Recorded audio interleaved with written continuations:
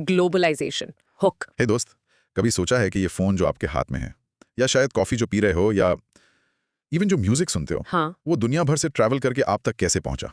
Magic जैसा लगता है ना? बिल्कुल। बट ये एक्चुअली कुछ है जिसे कहते हैं ग्लोबलाइजेशन। इमेजिन करो, दुनिया एक जाइंट वेब जैसी है जो सबको और हर चीज को कनेक्ट कर रही है। बस वही हम आज एक्सप्लोर करने वाले हैं। प्रीटी कूल ना? एब्सोल्युटली। सो आज हम क्या क्या कवर करेंगे? पहले will figure out what is globalization एकदम सिंपल टर्म्स में। ठीक है। फिर will take a time machine trip, evolution of globalization ancient times से अब तक। Sounds fun. उसके बाद will see what factors contribute to globalization, मतलब इसको पुश क्या करता है। राइट। फिर the good and the bad, benefits and challenges, culture पे क्या असर है वो भी देखेंगे, इम्पैक्ट ऑन कल्चर। इंपॉर्टेंट है। कुछ इंपॉर्टेंट थियरीज एंड टर्म्स को समझेंगे। Will also touch upon steps to promote inclusiveness, सबको फायदा कैसे मिले। And finally will peek into the future of globalization 4.0 versus deglobalization. Ready for this journey? Let's start. Let's do it. What is globalization? All right. First chunk. What exactly is globalization? Basically, ये है integration of national economies with the world economy. ऐसे सोचो जैसे अलग अलग countries अपने दरवाजे खिड़कियां एक दूसरे के लिए खोल रहे हैं।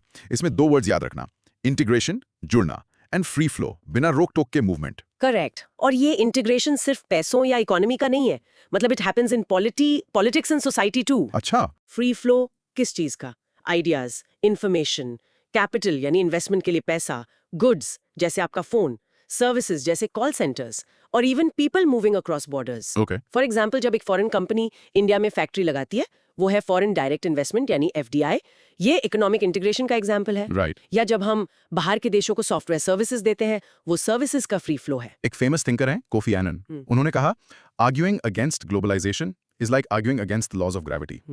मतलब इट्स अ पावरफुल फोर्स। हाँ, रोका नहीं जा सकता इसे। लेकिन एक और थिंकर जोसेफ स्टिग्लिट्स ने इंपॉर्टेंट पॉइंट ऐड किया। उन्होंने कहा globalization can be good but we need to manage it so it benefits many, not just a few. सही बात है। और अमर्त्य सेन भी सिमिलर बात कहते हैं, फायदा सबको मिले। इसके लिए लोगों की कैपेसिटी बिल्डिंग जरूरी है, अच्छी एजुकेशन, स्किल्स, हेल्थ केयर। बिल्कुल। So the big questions here are, 1, तुम्हारे हिसाब से how does the free flow of ideas change a country? कोई एग्जांपल सोच सकते हो? Good question. 2, why is capacity building जैसे एजुकेशन इतनी इंपॉर्टेंट ताकि लोग ग्लोबलाइजेशन से बेनिफिट कर सकें? अगर एजुकेशन ना हो तो क्या होगा? मुश्किल होगा। 3, do you think it's possible कि कंट्रीज के बीच टू मच इंटीग्रेशन हो जाए? उससे क्या प्रॉब्लम्स आ सकती हैं? थोड़े टाइम लो, पॉज करके सोचिए। इन शॉर्ट, ग्लोबलाइजेशन का मतलब है दुनिया का ज्यादा इंटरकनेक्टेड होना through integration and free flow of goods, capital, ideas and people. लेकिन थिंकर्स स्ट्रेस करते हैं कि इसे मैनेज करना जरूरी है for fair benefits, often through capacity building. Cool, तो हमें पता चल गया क्या है ये। अब बात करते हैं नेक्स्ट पॉइंट की। How did this whole thing evolve? चलो टाइम मशीन में। Evolution of globalization. Ready for history trip? Globalization कोई आज की बात नहीं है, एंशिएंट टाइम्स में भी इसके साइंस थे। रियली? सोचो, इंडस वैली सिविलाइजेशन का मेसोपोटामिया, मॉडर्न इराक के साथ ट्रेड था हजारों साल पहले। वाओ। फिर फेमस सिल्क रोड था जो एशिया और यूरोप को कनेक्ट करता था ट्रेड के लिए। और आइडियाज, फायेन और स्वानजांग जैसे चाइनीज ट्रैवलर्स इंडिया आए थे बुद्धिस्ट टेक्स्ट पढ़ने। तो शुरू में ट्रेड और रिलीजन बड़े ड्राइवर्स थे, समझे? अमेजिंग। तो ये पुराना कॉन्सेप्ट है, लेकिन मॉडर्न टाइम्स में स्पीड कैसे बढ़ी? दो मेन रीजंस हैं, पॉलिटिकल चेंजेस और टेक्नोलॉजिकल ब्रेक थ्रूज। टेक्नोलॉजी ने हमेशा दुनिया को छोटा किया है। कैसे? सोचो, early modern era, compass, better ships, paper money ने एज ऑफ एक्सप्लोरेशन पॉसिबल बनाया। लोग नई जगह डिस्कवर करने निकले। राइट, कोलंबस वगैरह। Industrial revolution, steam engine, trains, factories ने प्रोडक्शन बढ़ाया और कॉलोनियलिज्म को फ्यूल किया जब पावरफुल कंट्रीज ने दूसरे रीजन्स पर रूल किया। ये भी एक तरह का ग्लोबलाइजेशन था, दो फोर्सफुल। फोर्स्ड इंटीग्रेशन जैसा। Later tech, airplanes, telephones, better communication ने सब कुछ और फास्ट कर दिया। ट्रू। 1980s 90s boom. फिर आया information and communication technology, ICT और इंटरनेट। इसने तो स्पीड ही बदल दी। रैपिड ग्लोबलाइजेशन शुरू हुआ। The internet age. Today globalization 4.0। अब artificial intelligence, AI, big data, internet of things, IoT integration को और भी डीप और फास्ट कर रहे हैं। टेक्नोलॉजी के साथ पॉलिटिकल फैक्टर्स भी इंपॉर्टेंट थे। कॉलोनियलिज्म हमने डिस्कस किया। हाँ, कैपिटलिज्म का रोल भी है। कार्ल मार्क्स ने कहा था कि कैपिटलिस्ट हमेशा न्यू मार्केट्स, चीप लेबर और रॉ मटेरियल्स की खोज में दुनिया भर में फैलेंगे। अच्छा। फिर 1870s में जर्मनी और इटली एक हुए तो यूरोपियन पावर्स में कंपटीशन बढ़ा, जिसने ग्लोबलाइजेशन को और पुश किया। लेकिन हमेशा स्मूथ नहीं चला ये सब। वर्ल्ड वॉर 1 से वर्ल्ड वॉर 2 के बीच का टाइम देखो, ग्लोबलाइजेशन स्लो हो गया, क्यों? हाँ, क्योंकि कंट्रीज में पॉलिटिकल एग्रीमेंट नहीं था। प्रोटेक्शनिज्म, अपनी इकोनॉमी को प्रोटेक्ट करना, बढ़ गया। नेशनलिज्म स्ट्रांग हो गया। और फिर ग्रेट इकोनॉमिक डिप्रेशन भी तो थी, 1920s world wide economic crisis. Exactly इसने देशों को और इनवर्ड लुकिंग बना दिया।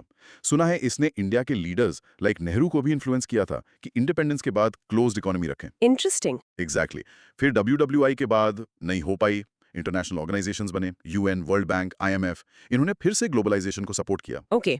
लेकिन cold war, US versus USSR एक रोड ब्लॉक था।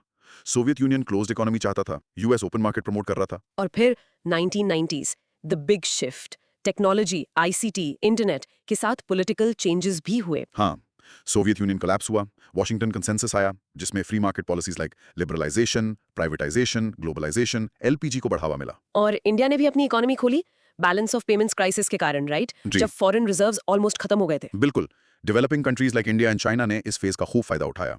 इंडिया में पॉवर्टी काफी कम हुई। लेकिन फिर 2008 में ग्लोबल फाइनेंशियल क्राइसिस ने दिखाया कि बहुत ज्यादा इंटीग्रेशन रिस्की भी हो सकता है। सही।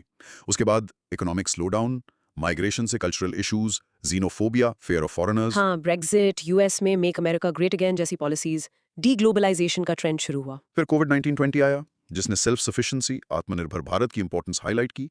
आजकल US चाइना ट्रेड वॉर भी चल रहा तो है। अब सिचुएशन कॉम्प्लेक्स है, पॉलिटिक्स इसको मैनेज करना चाहती है, पर टेक्नोलॉजी ग्लोबलाइजेशन 4.0 इसको रोक नहीं पा रही है, आगे बढ़ा रही है। इससे नेशनल सॉवरेनिटी, देश का कंट्रोल पर भी असर पड़ता है। हाँ, कुछ सवाल इस हिस्ट्री से। पूछिए। 1. Which technological invention do you think had the biggest impact on connecting the world? क्यों? इंटरनेट में भी। 2. World wars के टाइम ग्लोबलाइजेशन स्लो क्यों हुआ? What does that tell us about politics and global connection? shows how politics can stop it. 3. Do you think the recent trend towards deglobalization will continue or is it temporary? तुम्हारा क्या opinion है? Take a moment, pause करके सोचिए। In short, globalization evolved from ancient trade religion, accelerated by technology, compass, steam engine, ICT, AI, and political events, colonialism, capitalism, wars, Cold War end, LPG reforms, facing setbacks like WW3, GFC, and recent deglobalization trends. What a journey, right? History से पता चला कि बहुत सी चीजें globalisation को drive करती हैं। अब हम एग्जैक्टली देखते हैं what are the main factors contributing to globalization. Factors contributing to globalization. हमने एवोल्यूशन में काफी फैक्टर्स टच किए। Let's list the main drivers clearly. सबसे पहले नो डाउट है टेक्नोलॉजी। हाँ, कम्युनिकेशन, इंटरनेट, फोन्स और ट्रांसपोर्टेशन, एयरप्लेन्स, कंटेनर शिप्स में एडवांसमेंट्स ने दुनिया को फिजिकली और वर्चुअली करीब ला दिया है। दूसरा बड़ा फैक्टर है LPG रिफॉर्म्स। जब 1990s में इंडिया जैसे बहुत से कंट्रीज ने अपनी इकोनॉमीज को ओपन किया, लिबरलाइजेशन, रूल्स कम करना, प्राइवेटाइजेशन, सरकारी कंपनीज को प्राइवेट करना, ग्लोबलाइजेशन, वर्ल्ड इकोनॉमी से जुड़ना, ये पॉलिसी चेंजेस बहुत इंपॉर्टेंट थे। बिल्कुल। तीसरा, international organisations. Institutions like the World Trade Organization, WTO, United Nations, UN, International Monetary Fund, IMF and World Bank ने ग्लोबल ट्रेड और फाइनेंस के लिए रूल्स बनाए, कोऑपरेशन बढ़ाया। चौथा, इंप्रूव्ड मोबिलिटी ऑफ कैपिटल। अब पैसा, कैपिटल एक देश से दूसरे देश में इन्वेस्ट करना बहुत आसान हो गया है, thanks two things like fintech, financial technology और पॉलिसीज जो फॉरेन डायरेक्ट इन्वेस्टमेंट FDI को इनकरेज करती हैं। पांचवा, rise of multinational corporations, MNCs। बड़ी कंपनीज जैसे गूगल, मैकडॉनल्ड्स, टोयोटा, जो पूरी दुनिया में ऑपरेट करती हैं। Right? They produce and sell goods and services globally, creating connections. और लास्ट, मेजर पॉलिटिकल चेंजेस, जैसे कोल्ड वॉर का एंड होना, इससे ग्लोबल अग्रीमेंट सा बना कि ओपन इकोनॉमीज बेटर हैं। सही है, सोचने के लिए कुछ पॉइंट्स। बताइए। 1. In today's world, which factor, technology or political changes do you think is driving globalization more? अपने आंसर के लिए रीजन दो। Tough one. 2. Can globalization happen without big MNCs? क्या छोटी कंपनीज भी रोल प्ले कर सकती हैं? May be. 3. How does your buying something made in another country contribute to globalization? थोड़ा ब्रेनस्टॉर्म करो, पॉज करके सोचिए। In short, key drivers pushing globalization include technology, communication, transport, policy reforms like LPG, international organizations, WTO, IMF, easier capital movement, FDI, fintech, the rise of MNCs, and significant political shifts like the Cold War ending. Okay, we know what it is, how it evolved and what drives it. पर इसका फायदा क्या है? Why is it often seen as a good thing? Let's talk about the benefits of globalisation.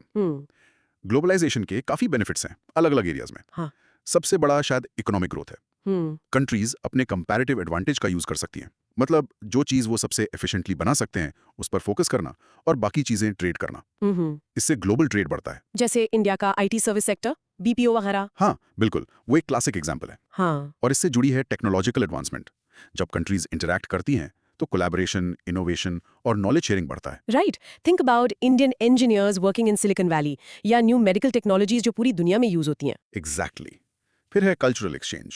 हम दूसरे cultures के बारे में सीखते हैं, मूवीज, म्यूजिक, फूड, और हमारी कल्चर भी बाहर जाती है। जैसे योगा आज ग्लोबल है। हाँ, ग्लोबल टूरिज्म भी इससे बढ़ता है।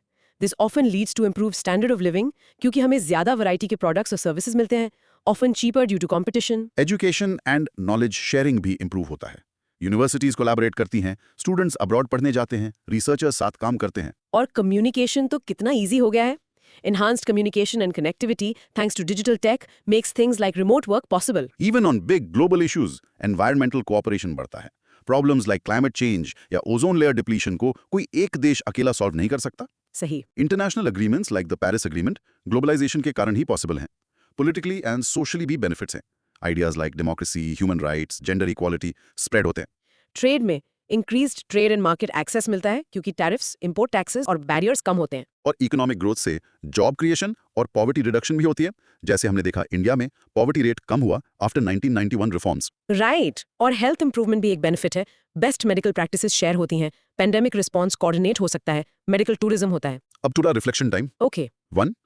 Can you name one product you use daily जो ग्लोबलाइजेशन की वजह से अवेलेबल है? उसके बेनिफिट्स क्या हैं? मेरा फोन शायद। 2. Do you think cultural exchange हमेशा लोगों के बीच बेटर अंडरस्टैंडिंग लाता है या कभी फ्रिक्शन भी क्रिएट कर सकता है? व्हाई? बोथ पॉसिबल है।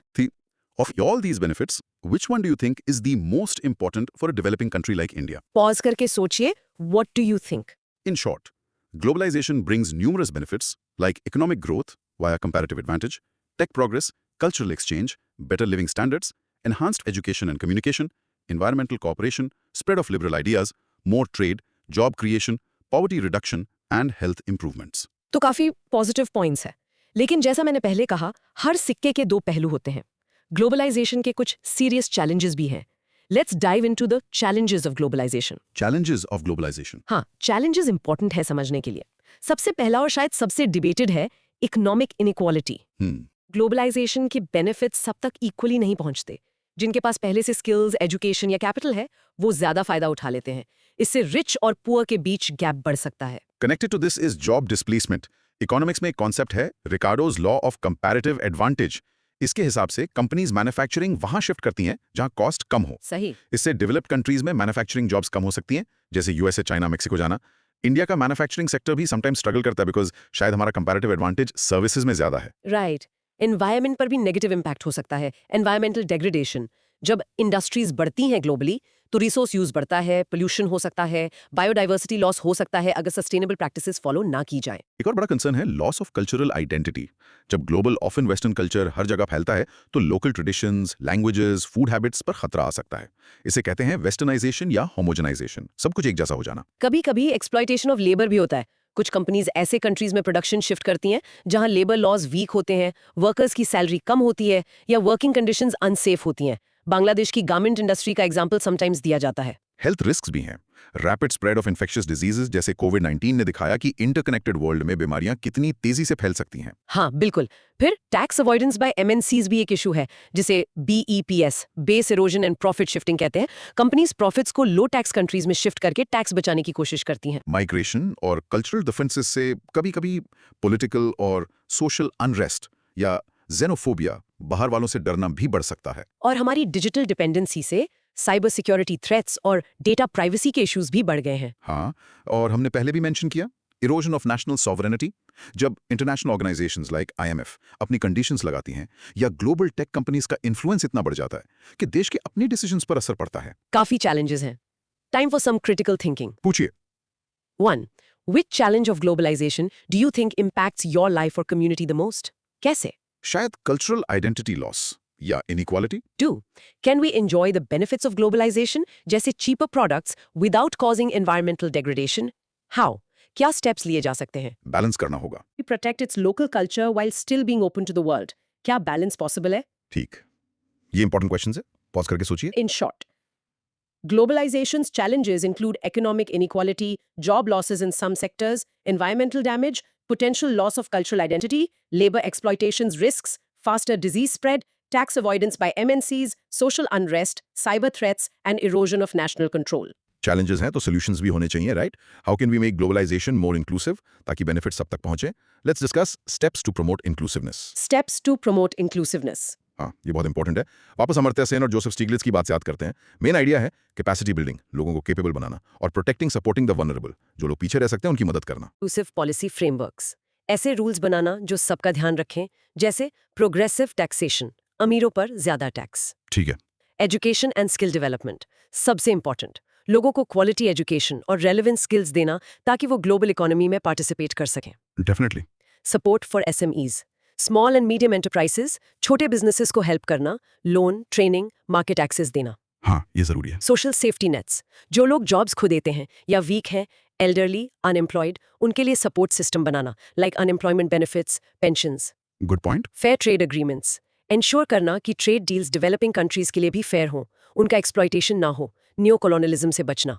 और भी चीजें हैं, हाँ, जैसे प्रमोट जेंडर इक्वालिटी, विमेन को इक्वल अपॉर्चुनिटीज देना एजुकेशन, जॉब्स और डिसीजन मेकिंग में। क्रिटिकल है ये। रीजनल डेवलपमेंट, सिर्फ बड़े शहरों पर नहीं, बैकवर्ड रीजन्स पर भी फोकस करना ताकि इनइक्वालिटी कम हो, जैसे इंडिया का एस्पिरेशनल डिस्ट्रिक्ट्स प्रोग्राम। सही। टेक्नोलॉजिकल इंक्लूसिविटी, इंश्योर करना कि सबके पास डिजिटल टेक्नोलॉजी, इंटरनेट, डिवाइसेस का एक्सेस हो और उसे यूज करने की स्किल्स हो। Digital literacy. डिजिटल डिवाइड कम करना होगा। Corporate social responsibility, CSR, companies को एनकरेज करना कि वो सोसाइटी और एनवायरनमेंट के लिए भी जिम्मेदारी लें। International cooperation and governance, global institutions like G20, WTO, IMF को रिफॉर्म करना ताकि वो ज्यादा डेमोक्रेटिक और इफेक्टिव हों। राइट। इंक्लूसिव फाइनेंशियल सिस्टम, सबको बैंकिंग और फाइनेंशियल सर्विसेज का एक्सेस देना। इंडिया में जैम ट्रिनिटी, जनधन, आधार, मोबाइल ने इसमें हेल्प की है। काफी स्टेप्स हैं, कुछ रिफ्लेक्टिव क्वेश्चंस। जरूर। 1, तुम्हारे हिसाब से इन सब स्टेप्स में से कौन सा इंप्लीमेंट करना सबसे डिफिकल्ट होगा? व्हाई? शायद फेयर ट्रेड अग्रीमेंट्स या ग्लोबल गवर्नेंस रिफॉर्म, क्योंकि इसमें इंटरनेशनल कोऑपरेशन चाहिए। 2, as a student or future professional, how can you contribute to making globalization more inclusive? अपने लेवल पे अवेयरनेस बढ़ा सकते हैं, एथिकल चॉइसेस कर सकते हैं। 3, do you think companies should be forced to follow CSR or should it be voluntary? इसके pros and cons क्या हैं? Let's pause and think about these solutions. Pause करके सोचिए। In short, to make globalization inclusive, we need strategies like capacity building, education skills, support for vulnerable groups, SMEs, safety nets, fair policies, taxation, trade, promoting equality, gender, regional, ensuring tech access, encouraging CSR, and improving global governance. Great, solution समझ लिए। अब थोड़ा theoretical होते हैं।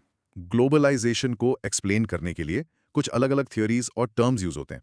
Let's quickly understand these theories and related terms. Theories and related terms. हाँ, theories help करती हैं complex ideas को स्ट्रक्चर करने में। ग्लोबलाइजेशन पर 3 मेन पर्सपेक्टिव्स हैं। पहला है हाइपर ग्लोबलिस्ट व्यू। ये लोग सोचते हैं कि हम एक बॉर्डरलेस सोसाइटी या ग्लोबल विलेज बन रहे हैं। नेशनल गवर्नमेंट्स का रोल कम हो जाएगा, दुनिया एक इंटीग्रेटेड यूनिट बन जाएगी। थोड़ा एक्सट्रीम व्यू है ये। ओके, दूसरा? स्केप्टिकल व्यू, ये लोग कहते हैं होल्ड ऑन, ये रियल ग्लोबलाइजेशन नहीं है। उनके हिसाब से ये रीजनलाइजेशन है, मतलब कंट्रीज अपने रीजन में तो इंटीग्रेट हो रही हैं, जैसे यूरोपियन यूनियन या आसियान, लेकिन ये रीजन्स आपस में उतने कनेक्टेड नहीं है। अच्छा, मतलब ब्लॉक्स बन रहे हैं। और तीसरा? ट्रांसफॉर्मेशनलिस्ट व्यू, ये मिडिल पाथ है। ये मानते हैं कि हाँ, डीप इंटीग्रेशन हो रहा है, दुनिया बदल रही है, लेकिन नेशनल आइडेंटिटी, लोकल कल्चर और नेशन स्टेट्स अभी भी इंपॉर्टेंट है। शायद ये व्यू आज की रियलिटी के सबसे करीब है। Interesting perspectives. अब कुछ की टर्म्स बताइए। Sure, cultural, economic, political globalization. Simple है, इन स्पेसिफिक एरियाज में इंटीग्रेशन होना। ठीक है। मैकडोनल्डाइजेशन, ये टर्म जॉर्ज रित्सर ने दिया था। ये ऐसी प्रोसेस है जहां सोसाइटी के ज्यादा से ज्यादा sectors McDonald's fast food restaurant के प्रिंसिपल्स फॉलो करने लगते हैं। Efficiency, fast, calculability, quantity over quality, predictability सब जगह सेम, कंट्रोल, टेक्नोलॉजी से ह्यूमंस को रिप्लेस करना। इसका डाउनसाइड मोनोटोनी हो सकता है। सब कुछ एक जैसा। होमोजेनाइजेशन, मैकडोनल्डाइजेशन का रिजल्ट, जब कल्चरल डिफरेंसेस मिटने लगते हैं, सब कुछ एक जैसा होने लगता है। Loss of diversity. Okay. Global culture, homogenization से जो कॉमन कल्चर बनता है, often influenced by western culture. Right. Cultural imperialism, जब डोमिनेंट यूजुअली वेस्टर्न कल्चर को दूसरे कमजोर नेशंस पर इंपोज किया जाता है। लेकिन इसका एक क्रिएटिव साइड भी है। बिल्कुल। हाइब्रिडाइजेशन, ग्लोकलाइजेशन, ये तब होता है जब ग्लोबल और लोकल कल्चर्स मिक्स होकर कुछ नया बनाते हैं, एक हाइब्रिड कल्चर। जैसे इंडिया में इंग्लिश बोलना, या जीन्स के साथ कुर्ता पहनना। एग्जैक्टली। या McAloo tikki burger, perfect example है ग्लोकलाइजेशन का। Global McDonald's adapting to local Indian taste. या इंडी पॉप म्यूजिक। नवरात्रि थाली इन मैकडोनल्ड्स भी। हाँ, वो भी ग्लोबलाइजेशन है, डीटेरिटोरियलाइजेशन। इसका मतलब है कि कल्चर अब किसी एक स्पेसिफिक जगह टेरिटरी से बंधा नहीं है। लोग माइग्रेट करते हैं और अपनी कल्चर साथ ले जाते हैं, जैसे Indian celebrating Diwali in the USA और कनाडा। ये टर्म्स हेल्प करते हैं ना समझने में। हाँ, अब कुछ सवाल। पूछिए। 1. Which of the three perspectives, hyperglobalist, skeptical, transformationalist, makes the most sense to you for today's world? Why? शायद ट्रांसफॉर्मेशनलिस्ट, क्योंकि दोनों चीजें हो रही हैं, इंटीग्रेशन भी और लोकल इंपॉर्टेंस भी। 2. Can you think of another example of globalization you see around you? Maybe in food, fashion or media? जैसे बॉलीवुड मूवीज में वेस्टर्न म्यूजिक स्टाइल्स का यूज। हाँ, हो सकता है। 3. Is homogenization always bad? क्या इसके कुछ benefits भी हो सकते हैं, like common standards? Think about it, pause करके सोचिए। In short, theories on globalization range from hyperglobalist, borderless world, to skeptical, regionalization, to transformationalist. Deep change, but nations still matter. Key terms describe processes like McDonaldization, efficiency focus, homogenization, sameness, outcomes like global culture or cultural imperialism, and creative responses like hybridization, globalization, and deterritorialization. ग्लोकलाइजेशन और hybridisation की बात की तो culture पर impact detail में देखना बनता है। ये एक बहुत इंपॉर्टेंट एस्पेक्ट है, जैसे सोर्स मटेरियल में भी हाईलाइट किया गया था। So next chunk, impact of globalization on culture. Impact of globalization on culture. Right, let's focus on Indian culture, family, marriage, food, clothes, entertainment, arts. जब global, let's say W for western global, culture Indian I culture से interact करती है तो क्या हो सकता है? Source material suggests 4 main possibilities. कौन सी 4? एक, W+I कल्चरल एक्सचेंज। दोनों कल्चर्स एग्जिस्ट करती हैं साइड बाय साइड, इंटरैक्ट करती हैं पर मर्ज नहीं होती। एग्जाम्पल, योगा का वेस्ट में पॉपुलर होना या फॉरेन टूरिस्ट्स का पुष्कर मेला एंजॉय करना, दोनों अपनी जगह हैं। Okay, coexistence. 2, WI westernization homogenization. यहाँ ग्लोबल वेस्टर्न कल्चर डोमिनेट करती है और इंडियन कल्चर एब्जॉर्ब हो जाती है या कमजोर पड़ जाती है। एग्जाम्पल, इंग्लिश का इन्फ्लुएंस बढ़ना, फास्ट फूड का ट्रेंड, ट्रेडिशनल क्लोथिंग का कम पहना जाना, लोकल डिस्टिंक्टिवनेस का लॉस। मतलब एक कल्चर का हावी हो जाना। 3, IWR कल्चरल प्रेजर्वेशन रिवाइवल। जब ग्लोबल कल्चर का थ्रेट फील होता है तो लोग अपनी इंडिजिनस कल्चर को प्रोटेक्ट या रिवाइव करने की कोशिश करते हैं। Example, efforts to save local languages या कुछ ग्रुप्स का वैलेंटाइंस डे जैसी चीजों को अपोज करना एज वेस्टर्न। कभी कभी ये एक्सट्रीम रिलीजियस फंडामेंटलिज्म का रूप भी ले सकता है। Source mentioned Boko Haram as an extreme example. Reaction जैसा। 4, IWS हाइब्रिडाइजेशन ग्लोकलाइजेशन। ये है मिक्सिंग, जब दोनों कल्चर्स मिलकर कुछ नया हाइब्रिड बनाती हैं। हमने एग्जाम्पल्स देखे, kurta jeans, indie pop, Coke Studio, mixing folk and modern. शादी.com जैसी मैट्रिमोनियल साइट्स पर मॉडर्न टेक के साथ कास्ट फिल्टर्स का होना। या स्पाइडरमैन का भोजपुरी डब मकड़ी मानव। हाँ, ये चारों आउटकम्स अलग-अलग कल्चरल एरियाज में दिख सकते हैं। और इनके अपने प्रोज एंड कॉन्स हैं। बिल्कुल। होमोजेनाइजेशन, वेस्टर्नाइजेशन, इसके प्रोज भी हो सकते हैं like global quality standards, economic opportunities, but cons ज्यादा डिस्कस होते हैं। Identity loss, language extinction, monotony. और ग्लोकलाइजेशन, हाइब्रिडाइजेशन, इसके प्रोज हैं लोकल इकोनॉमी को बूस्ट, आइडेंटिटी मेंटेन करना, consumer choice, innovation, but cons भी हो सकते हैं loss of authenticity, global brands dominating local markets. Starbuck का लोकल इंडियन आर्टिस्ट या कॉफी फार्म्स के साथ कोलैबोरेट करना ग्लोकलाइजेशन है। Source material suggests that for globalization, the way forward is finding a balance, supporting local industries, promoting awareness, and focusing on sustainability. सही। Now let's reflect. Okay? 1. In your daily life, which of these 4 cultural outcomes, exchange, homogenization, revival, hybridization, do you see most often in India? एक example दो। शायद hybridization सबसे ज्यादा। Food, music, fashion, हर जगह दिखता है। Do you think hybridization is a good thing for culture, or does it dilute the original traditions? तुम्हारा क्या view है? Mixed feelings हो सकती हैं इस पर। How can young people like you play a role in preserving positive aspects of Indian culture while embracing global influences? इस पर सोचना जरूरी है। पॉज करके सोचिए। In short, globalization impacts culture via exchange, coexistence, homogenization, Western dominance, preservation, revival, protecting local, or hybridization, globalization, mixing global and local, each with pros, cons, and visible examples in areas like food, fashion, language, and media. Culture के अलावा globalisation का असर तो हर चीज पर पड़ता है। Source material में religion, caste, family, marriage, tribal communities, agriculture, service sector, manufacturing, women, youth, elderly, सब पर डिटेल्ड इम्पैक्ट दिया है। हम अभी एक brief overview of impact on other sectors करेंगे। Impact on other sectors. Brief overview. हाँ, एक क्विक एग्जाम्पल लेते हैं रिलीजन का। ग्लोबलाइजेशन का रिलीजन पर पॉजिटिव इम्पैक्ट क्या है? ग्लोबल रीच बढ़ती है diaspora community, interfaith dialogue possible होता है, कुछ लोग अपने रिलीजियस रूट्स को रीडिस्कवर करते हैं, रिवाइवलिज्म। अच्छा, और नेगेटिव? नेगेटिव इम्पैक्ट्स भी हैं, रिलीजन का कमर्शियलाइजेशन हो जाना, कमोडिफिकेशन, इंडिजिनस बिलीव्स का खत्म होना, रिलीजियस फंडामेंटलिज्म या एक्सट्रीमिज्म का बढ़ना, इवन साइबर रेडिकलाइजेशन। बिल्कुल। तो लिसनर्स अपने सोर्स नोट्स में बाकी सेक्टर्स जैसे agriculture, new take versus farmer issues, women new opportunities versus exploitation, youth global exposure versus identity crisis पर डिटेल्ड इंपैक्ट्स देख सकते हैं। हाँ, फंडामेंटली जो कॉन्सेप्ट्स हमने अब तक डिस्कस किए हैं, उन्हीं का एप्लीकेशन है different contexts. This part is mostly applying what we've learned. समझे? Got it, right. So, we've covered the past and present.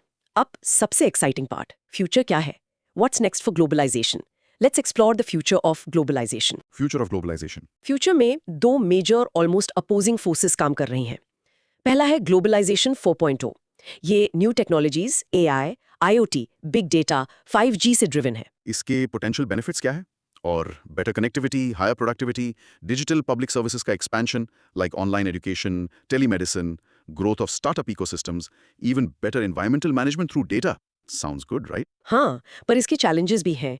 Job displacement due to automation, robots, AI replacing humans, Big concern है ये। Digital divide का बढ़ना, कुछ लोगों के पास take access है, कुछ के पास नहीं, डेटा कोलोनियलिज्म, जब global tech giants data control करते हैं, और privacy risks, platform monopolies like Google, Amazon dominating, और बढ़ते हुए साइबर सिक्योरिटी थ्रेट्स। इसका वे फॉरवर्ड क्या है? डिजिटल इंफ्रास्ट्रक्चर बनाना, डिजिटल लिटरेसी बढ़ाना, एथिकल एआई डेवलप करना, लोकल इनोवेशन को सपोर्ट करना और स्ट्रॉन्ग साइबर सिक्योरिटी मेजर्स लेना। दूसरी तरफ एक काउंटर ट्रेंड है डी ग्लोबलाइजेशन।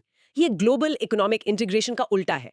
कंट्रीज वापस नेशनल सॉवरेनिटी, प्रोटेक्शनिज्म और सेल्फ रिलायंस, आत्मनिर्भरता पर फोकस कर रही हैं। इसके रीजंस क्या हैं? मोस्टली ग्लोबलाइजेशन के ही negative impacts, income inequality, job losses जिससे प्रोटेक्शनिस्ट सेंटिमेंट्स बढ़े, पॉपुलिज्म का rise, geopolitical tensions like US China और पैंडेमिक का एक्सपीरियंस जिसने सप्लाई चेन रिस्क्स दिखाए। क्या डी ग्लोबलाइजेशन के कुछ फायदे हो सकते हैं? हाँ, पोटेंशियली डोमेस्टिक इंडस्ट्रीज रिवाइव हो सकती हैं, सप्लाई चेन्स ज्यादा सिक्योर हो सकती हैं, बाहर के शॉक से वल्नरेबिलिटी कम हो सकती है, डोमेस्टिक जॉब्स क्रिएट हो सकती हैं। बेसिकली ग्लोबलाइजेशन के डाउनसाइड्स को एड्रेस करना। लेकिन इसके नेगेटिव इम्पैक्ट्स भी सीरियस हो सकते हैं। बिल्कुल, ट्रेड लेड ग्रोथ कम हो सकती है, कंज्यूमर प्राइसेस बढ़ सकते हैं क्योंकि कंपटीशन कम होगा, ग्लोबल वैल्यू चेन्स टूट सकती हैं, ट्रेड वॉर्स बढ़ सकते हैं, यानी ग्लोबलाइजेशन के बेनिफिट्स खो सकते हैं।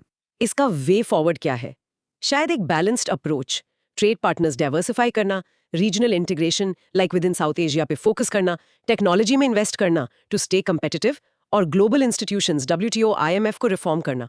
गोल होना चाहिए इंक्लूसिव एंड ग्रीन लोकलाइजेशन, मतलब लोकल प्रोडक्शन हो पर वो सस्टेनेबल और सबके लिए बेनिफिशियल हो। सही। So the future is complex. कुछ final questions for you. Okay. 1. Do you think globalization 4.0, driven by AI data, will make the world more equal or more unequal? Why? Risk तो inequality का ही ज्यादा लग रहा है। 2. Is deglobalization a good long-term strategy for a country like India? Or is continued engagement with the world better? What's your take? Balance चाहिए शायद। 3. What role should young people play in shaping a future where globalization is more sustainable and fair? ये बड़े सवाल हैं future के बारे में, pause करके सोचिए। In short, the future of globalization involves the tech-driven globalization 4.0, offering connectivity but risking inequality, job loss, clashing with the trend of deglobalization, promoting self-reliance but risking lower growth, higher prices. Finding a balanced, inclusive and sustainable path is the key challenge. Phew, that was quite a journey through the world of globalization. Let's quickly recap what we learned. हाँ, जल्दी से। What it is, interconnection through integration and free flow, ideas, goods, capital, people. Need for managing it fairly, Stiglitz, Sen. And politics, colonialism, wars, LPG, with ups and downs, GFC, COVID, deglobalization. Drivers, tech, policy, LPG, international orgs, capital mobility, MNCs, political shifts. Got it. Benefits, growth, tech progress, cultural exchange, better living standards, communication, cooperation, jobs, poverty reduction. काफी फायदे। Challenges, inequality, job displacement, environment harm, cultural loss, exploitation, health risks, tax avoidance, unrest, cyber threats, sovereignty erosion. और challenges भी? Inclusivity. Need capacity building and support for vulnerable via education, SMEs, safety nets, fair trade, equality, tech access, CSR, governance. Solutions important है। Theories and terms, hyperglobalist versus skeptical versus transformationalist views. Terms like McDonaldization, homogenization, hybridization, globalization help understand cultural impacts. Good framework. Culture impact. 4 outcomes. Exchange, homogenization, revival, hybridization. Examples like Makalu Tikki show globalization. Culture पे impact clear है. Future. Battle between tech-driven globalization 4.0 and politically driven deglobalization. Need for balance. Super. अब थोड़ा brain check करते हैं. Ready? Let's go. 1. Explain integration and free flow in your own words. Simple रखो. जुड़ना और बिना रोक-टोक के movement. Perfect. 2. Give one example of how technology has pushed globalization forward. Internet. Communication easy हो गया. Good one. 3. Name one major benefit and one major challenge of globalization. Benefit, economic growth. Challenge, inequality. Say 4. What's the difference between homogenization and globalization? एक example दो दोनों का. Homogenization मतलब सब same जैसे English का बढ़ता यूज. Globalization मतलब मिक्स जैसे मैकालू टिक्की. Excellent. 5. Why is capacity building considered important for making globalization inclusive? ताकि लोग स्किल सीख कर फायदा उठा सकें. Exactly. 6. Do you think the world is currently moving more towards globalization 4.0 or deglobalization? Why? अब तुम अपने वर्ड्स में बताओ इस पूरे डिस्कशन का मेन आइडिया क्या था? What's the big picture? Challenge? Ready for a mini challenge? Imagine करो तुम्हारा फ्रेंड ये डिस्कशन मिस कर गया. Can you explain the basic idea of globalization? What it is, one benefit, one challenge, to them in just 2 minutes. Try it out loud. Ready? Go. यही सब याद रहे तो क्या बोलते हैं सुपर. होप ये डीप डाइव इनटू ग्लोबलाइजेशन आपके लिए यूजफुल और इंटरेस्टिंग था दोस्त. अगर आपको ये पसंद आया तो अपने नोट्स में की पॉइंट्स लिख के देखो और प्रैक्टिस करो. हाँ जरूर. और अगर आपको इस टॉपिक पर शॉर्ट क्विज या फ्लैश कार्ड्स चाहिए तो हमें बताइए. हम जल्द ही मिलेंगे एक नए टॉपिक पर. Bye for now. Take care.